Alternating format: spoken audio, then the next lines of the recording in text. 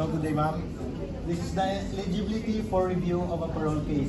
So sila niya mga qualified or pwedeng makaka-grant sa parole, mga inmate. So ang inmate is dapat nag-serve siya indeterminate sentence that maximum period of which exceeds of 1 year. He has served a minimum period of indeterminate sentence. His conviction is final and executory.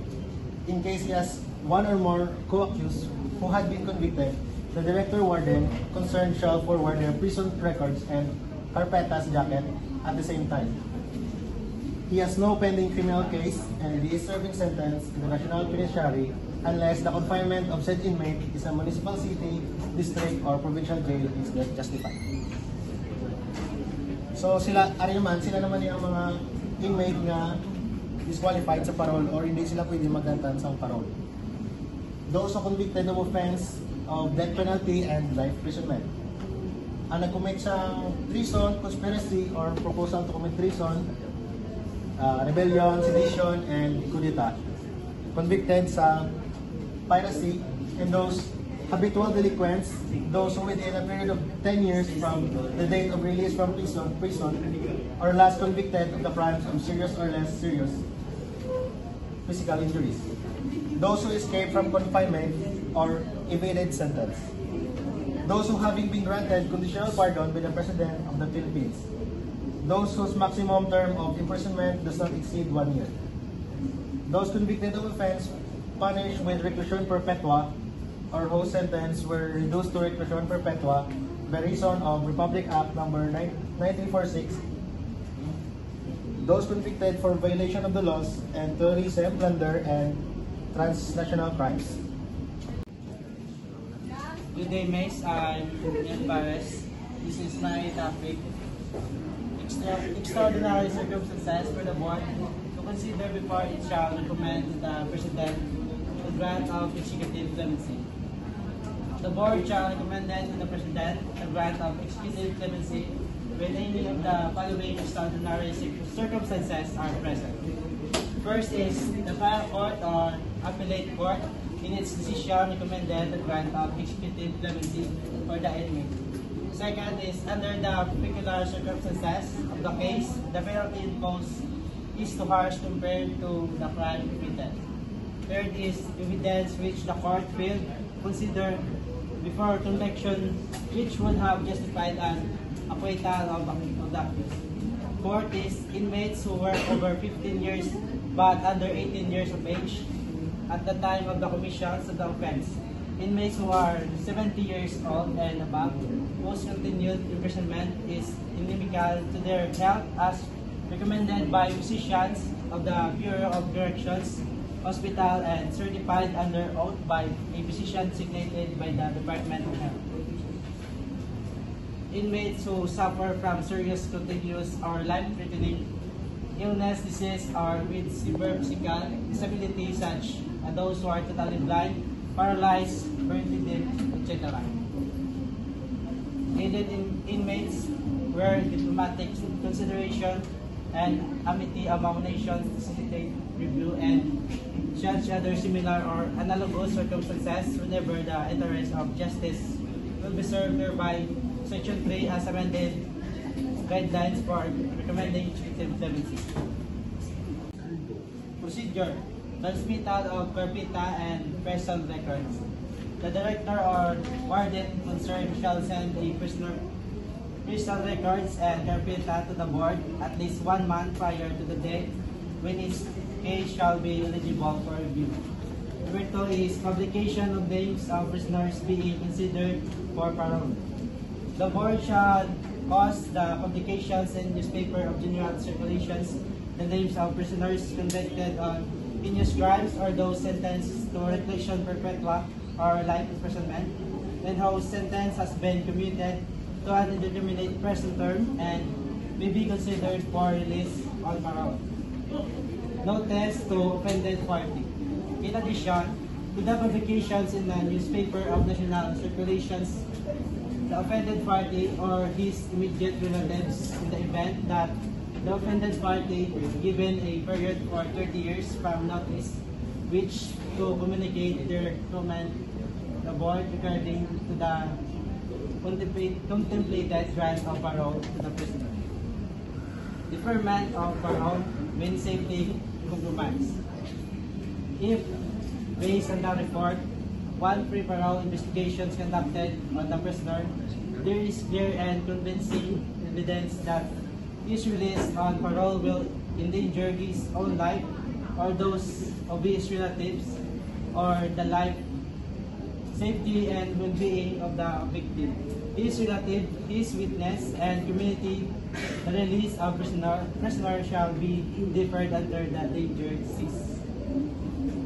My name is Jimmy Pellegrino, and this is my topic and proceedings of the board. And we will see the factors to be considered in review of parole cases, which makita today ang history of the inmates' past and behaviors. Number one, the degree of prisoner's rehabilitation in his institutional behavior or conduct. Pakita din ang pag-rehabilitate sa mga prisoners and ang iyang factors to be considered in review of parole cases. The following factors may be considered by the board in review of parole cases. Number one, the degree of prisoners in rehabilitation in his institutional behavior or conduct. Previous criminal record, if any, in the rest to the persons, including the victim and witnesses and their family and friends or the community in general, or the possibility of the retaliations by the victim and his family and friends. The gravity of the offenses and the manner in which it was committed and prisoner's attitudes towards the offense and his degrees of remorse. The board may grant a prisoner parole based on reports regarding the prisoner's work and conduct, and the study and investigations by the board itself and finds the following circumstances are represented. The prisoner is fitted by his training for release, that there is a reasonable probability that if released he will live and remain at liberty without violating the law, that his release will not be incompatible with the welfare of society. Next. Morning, Miss. I am Lorlyn Canada. This is my topic. Rules after grant of parole. Parole supervision. First is release form of parole, release document. Prisoner shall be released upon the grant of parole. Ang prisoner kuno dapat ma-release after sa grant sa iyang parole. Tapos ang parole shall be evidence na ang release document is halin sa board or halin sa board of pardon nga naka-contain sa 1x1 photograph kag right thumb mark sa prisoner. Transmittal of release document. Board shall send a copy of the release document to the prisoner through the Director of Correction or Warden of the jail where he is confined. On the date of actual release of the prisoner, the Director of Warden concerned shall send a certification of said release to the probation of parole officer specified in the release document. Parole supervision. After release from confinement, a parolee shall be placed under the supervision of probation and parole officer specified in the release document so that the former may be guided and assisted to the rehabilitation. The period of parole supervision shall extend up to expiration of the maximum sentence which should appear in the release document. Presentation to probation and parole officer. Within the period prescribed in his release document, the parolee shall present himself to the probation and parole officer specified in the release document for supervision. The parolee fails to report within 45 days from the date of his release from the confinement. The probation and parole officer shall inform the board of such failure for the board's appropriate. Arrival report. Within 15 working days from the date when the parolee reported for supervision, the probation and parole officer concerned shall inform the board through the probation administration such fact. Mandatory condition of supervision. It shall be mandatory for a parolee to comply with the terms and conditions appearing in the release document. Review and modification of condition.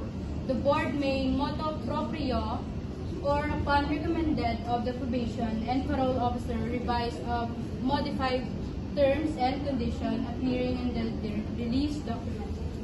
Transfer of residence. Parolee may not transfer from the place of residence designated in his release document without the prior written approval of the regional director, subject to the confirmation of the board. Outside travel. Chief Probation and Parole Officer may authorize the parolee to travel outside his area of operational jurisdiction for a period of not more than 30 days. The travel for more than 30 days shall be approved by the regional director. Travel abroad and or work abroad. Any parolee under active supervision, surveillance who has no pending criminal case in any court may apply for overseas work or travel abroad. However, such application for travel abroad shall be approved by the parole and probation administrator and confirmed by the board. Death of parolee. If a parolee dies during parole supervision, the probation and parole officer shall immediately transmit a certified true copy of the parolee's death certificate to the boards recommending the closing of the case. Good morning, ma'am. So, I am Angela K. Pervido. So, my topic is infraction, violation of the terms and conditions of the release document report. So, the probation and parole officer concerned shall submit the following reports to the board. So, progress report. When a parole commits another offense during the period of his parole supervision and the case filed against him has not yet been decided by. So, an infraction report when the parole has been subsequently convicted of another crime. A violation report when a parole commits any violation, the terms and conditions appearing in his release document or any serious deviation or non-observance of the obligation set forth in the parole supervision program.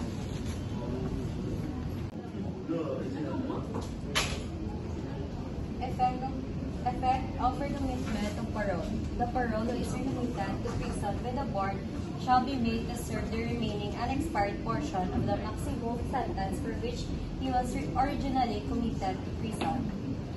Withdrawal of release document. The board may withdraw the release document if it finds that material information given by the parole to the board either before or after release was false or incomplete, or that the parole had willfully or maliciously concealed material information from the board. Good day, Miss. My name is Nican Mabor and this is my reporting the termination of parole supervision summary report. After the expiration of actual sentence of the parole, the probation officer concerned shall submit on the board through the probation and parole officer a summary report on his supervision. After on the expiration sa parole, need sa pagi sa probation kag sa parole officer need ipasa ang report sa board pagi sa probation sa parole officer.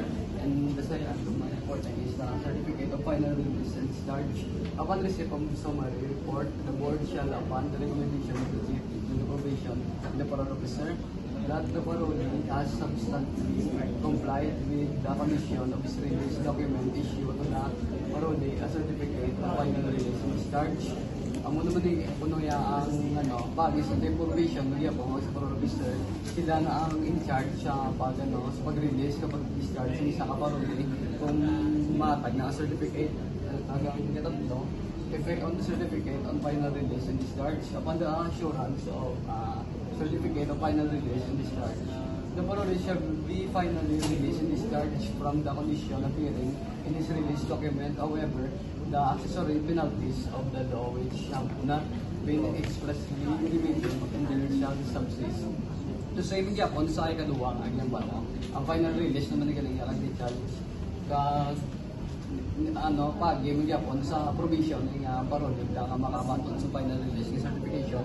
Kag ikapat ang last ko topic is transmittal of certificate of final release and discharge. The board shall forward a certificate through copy of the certificate of final release and discharge to the parolee to the court which is the sentence, imposed sentence ng pag muna ipasa sa probation, ipasa sa court, ipasa sa probation sa court ng final release ng isa ka parolee tapos na yung sentensya siya para makadala sa mga interim.